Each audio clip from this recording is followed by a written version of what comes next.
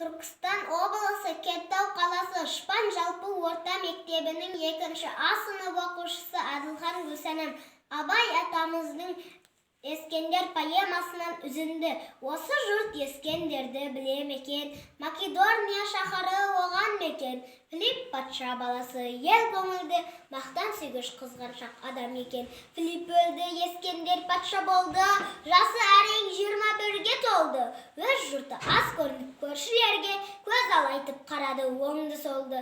Азақ сөз айттым, бітті бол әңгіме, мұны бір өзге сөздің бірі деме. Қарның тойса қайғырма, мақтан үшін тоймас кезең толар деп қайғы жеме. Қу өмір жолдас болмас, ала көтер, өз күлкіңе өзің қарық болма бекер. Ұятың мен арыңды малға сатып, ұятсызда иман жоқ түкке жетер. Ақылсыз өзін мақтап былжырайды, бойыңа өлшіп сөйлесең нен құрайды. Жақсы болсаң жарықты кім көрмейді, өз бағыңды өзіңнен кім сұрайды.